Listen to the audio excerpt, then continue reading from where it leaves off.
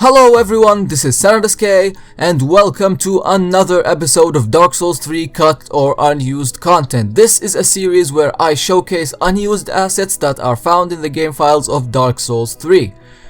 Today I'm going to be covering unused enemy and NPC armor sets, and we have some very interesting stuff lore wise and mechanic wise as well. So without further ado, let's go and see what From Software removed this time.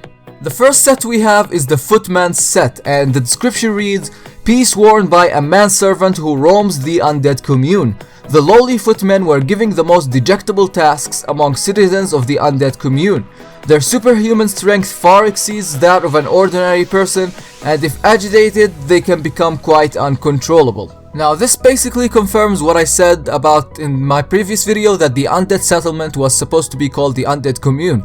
But let's get to the interesting part of this set. The enemies that are wearing this set, that have this blank behind their back, are non-backstabbable, and I am 100% sure that if that set was accessible in game, it would nullify backstab attacks and basically become the new Jester or Ironclad. And if you don't know what are those were basically chest pieces that were in Dark Souls 2 that if you wear, nobody can backstab you. Like, that was the noobest and the most tryhard thing that anyone can do in Dark Souls 2. But if this was the same case with this chest piece in Dark Souls 3, even though it kind of looks different and cool, I am super happy that they removed it. Like, this is the first time I am happy From Software removed and cut something from the game. Like, thank you From Software, thank you very much for like making the game better.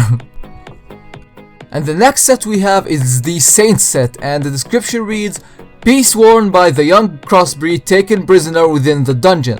Originally pure white, years of incarceration have stained it ash grey." Now this set belongs to Yorshka, captain of the Dark Moon Blades, the owner of the Covenant that you find in Irithyll. But this character, like, it's very interesting, but at the same time it's so confusing. Like, this is a character that has appeared out of nowhere and basically says that Gwyn is my father, and quite possibly Priscilla is my mother, and Guinevere and Gwendolyn are my siblings. And there are some crazy theories about this.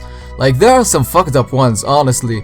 But if you have any theories about it, really, I would love to read those, because this thing has been bugging me since I found this NPC and trying to figure out what, like, the meaning of all of this, but I cannot come up with a good conclusion that kind of makes sense. So as I said, if you can write down in the comments some theories you have, I would be very much appreciated. The next set we have is the Man-Serpent Set, and the description reads, "Peace worn by a man-serpent priest. There were those among the man-serpents as well as people who devoted themselves to magic and the existence of a cane that would invoke sorceries from ages past." Now this is the set that is worn by the enemies in the Archdragon Peak, which like are the summoners, I think they are called, because they have the summoner's staff. But the headpiece kind of looks cool. It kind of reminds me of a set that was in Bloodborne that had multiple eyes like this. I think it belonged to a boss called the Keeper of the Old Lord that you found in a dungeon. It's like a witch thingy. It looked very amazing, and this one looks kind of like it, so it's weird, like, why did they remove it? The next piece we have is, as it's called in game, the Dingy Hood, but it's actually the Firekeeper mask that you find in Firelink Shrine. And it has the name and the description of the Dingy Hood from Dark Souls 1. But honestly, if I ever meet Miyazaki in person, the first thing I would ask him is, why do you cut stuff like this? Like, you have the entire set, and the mask, you can say it's an important piece of the set itself. So why would you remove such a thing? Like, sometimes, like, From Software bugs me a lot with this question. Like just why? Oh, and by the way, From Software is lying to you. The Firekeeper does have eyes. Now basically we're done with Dark Souls 3 cut content, and we're still in Dark Souls 3, but there are some cut items from Dark Souls 2. There's actually an enemy set and an NPC set. The enemy set is the Varangian set, and it reads the following. It is the same as Dark Souls 2, but like, why did From Software bother, like, waste time and effort to bring a set like this into Dark Souls 3? Like, okay, the head looks cool, but the rest of the set, like, is just bad. It looks really, really bad.